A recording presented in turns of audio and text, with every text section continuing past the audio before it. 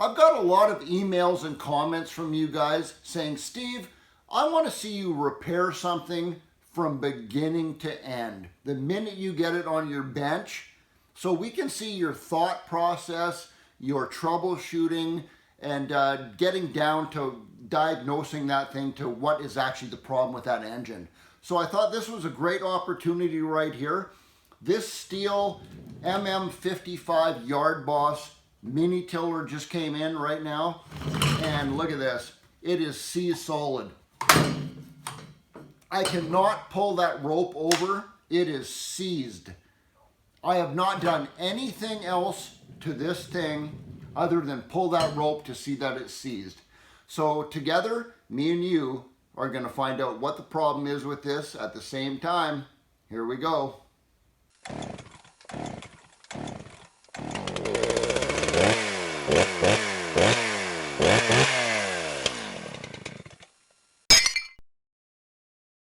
Guys and girls, welcome back to Steve Small Engine Saloon. I gotta do it. SteveSmallEngineSaloon.com right there. That's my website. Check it out when you get a chance. I also got some links up here in the information button for you too, as well as at the end of the video, some more links there for you to click on to get back to some other videos that I'm going to be talking about during this. So the guy who owns this rototiller right here, he doesn't mind one little bit if I have a couple sips of Thirsty Beaver ale while I'm fixing this stuff. Thirsty Beaver ale, can you get any more Canadian than that, eh? So there's many reasons that this could be actually seized. You can't pull that rope.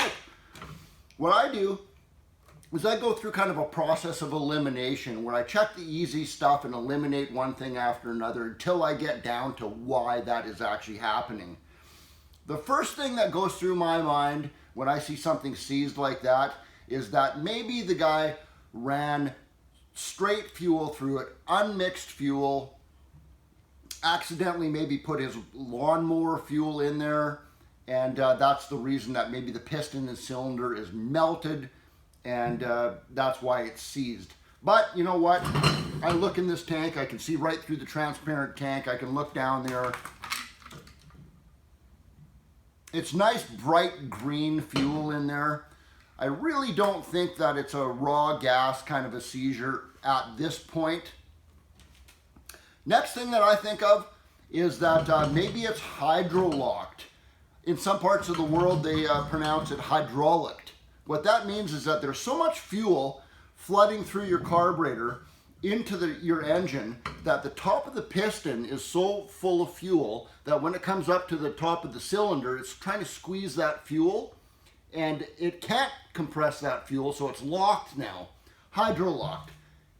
Easy way to check that, simply take the spark plug out. That's what we're gonna do right now. We're gonna pull that spark plug out, look down there with a flashlight and see if it's hydrolocked. Easy to do. All right, spark plug's coming out. Spark plug's dry. Little flashlight. There is no fuel on top of that piston. It is kind of a little bit oily on top of that piston, which is another good thing. Another good sign that raw fuel hasn't been ran through this, because if it was, it'd be really dry and dusty on top of that piston. I can't really see any scoring or anything around on that cylinder. So what's the next step? The next thing that's I'm going to check right now is the starter itself. We're going to, I've seen this more than 2 times, you guys, where there's just something wrong with the starter mechanism. Maybe there's some parts broken inside of here. Maybe the rope has come unraveled off of that pulley and it's kind of wrapped around the crankshaft. So you're pulling that and it's just kind of wrapped around that crankshaft, you can't pull it. So, easy thing to check again. It's 3 bolts holding that thing on. I'm gonna burn this off of here and we'll see if there's something wrong with the starter. Easy way to check. Another process of elimination. Let's do it. Here comes the starter.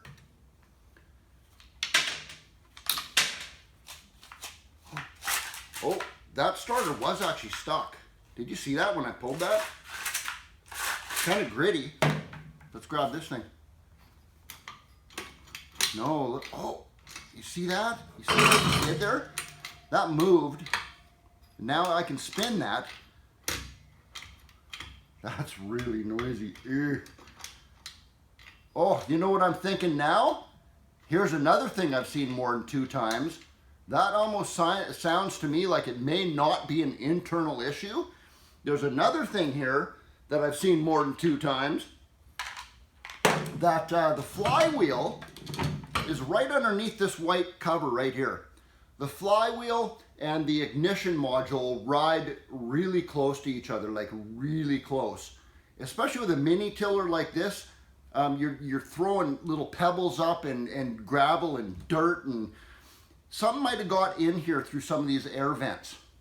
And maybe there's a little pebble or something like that jammed in between the flywheel and that ignition module. That could be what I'm feeling right there. So the only way to do this is to get this white cover off. At this point, it's easier for me to do because the bolts are all on the bottom side. Just easier for me now just to pull the engine right off. So that's what I'm going to do. Pull the engine off and we'll get this white cover off and we'll have a look at that flywheel and ignition module and see if something's jamming in there on externally from this engine. That's what we're going to do next. Let's go. So I got the engine off, as you can see right here. It's still attached with the on-off switches, the on-off wires that are attached up here by the coil here. So I can't really pull this apart till we get that white cover off. I wanted to wait to do that so you guys can see this at the same time I'm doing it. So here we go. We're going to pull this.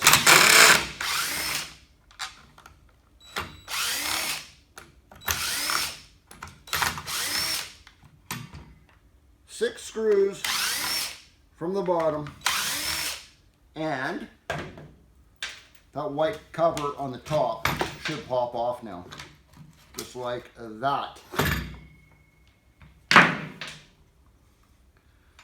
Now, is there anything in there?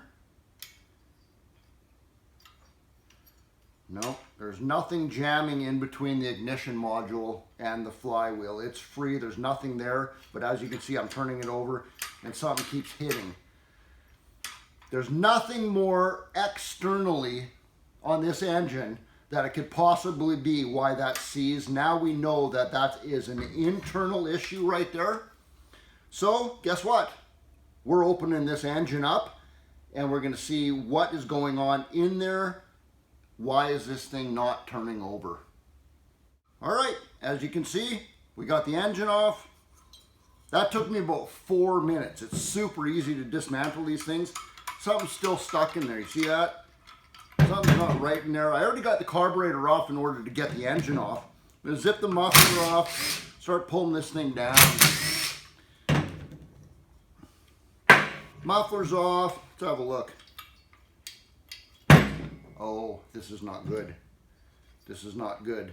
If you guys can see that right there. I'm turning that thing over. Crankshaft is moving. The piston is not moving. The piston is not moving 1 single millimeter. The only way that can happen is if the connecting rod going between the crankshaft to the bottom of your piston is broken. That's the only way that's going to happen. Well, it's not too hard to actually pull this down. Again, let's have a look. 4 bolts. Let's pull this open.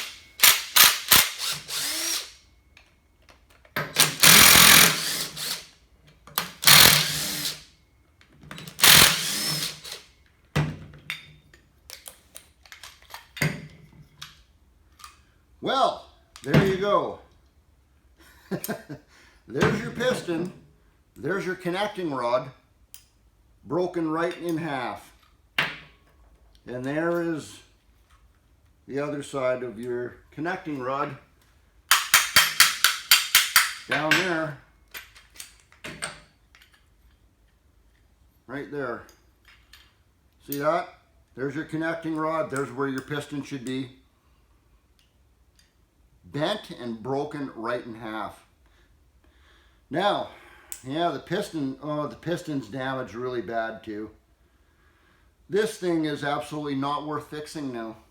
I already know why this happened. I've done this under warranty before, where I phone up Stihl Limited and I say, okay, this thing's under warranty. The connecting rod is bent or broken like this. And they say, no problem. Stihl's really good with their warranties. They say, no problem. We're going to send you a whole new crankshaft. The crankshaft is all one piece with that connecting rod. So they got to send you that whole thing. And then they say, while we're out doing the warranty thing, we're going to send you a new ignition module, your coil right there. Because the reason that probably happened is because you had a wicked backfire at one time. And it blew back on there, and that's why that connecting rod is damaged, bent, or broken. They will do that. This is not under warranty, you guys. Now I have to replace the ignition module because that was probably the cause of this. Plus I got to replace the crankshaft now. And on top of that, the piston is actually broken too from that connecting rod coming over to the side and breaking the piston. This is absolutely not worth fixing because it's not under warranty anymore. The cost of repairing this just for the parts alone would cost more than that customer buying a brand new mini tiller with a full warranty on it again. It's junk. That's the way she goes sometimes, guys. We got to the bottom of this. Didn't take very long to actually figure this out, but there you go.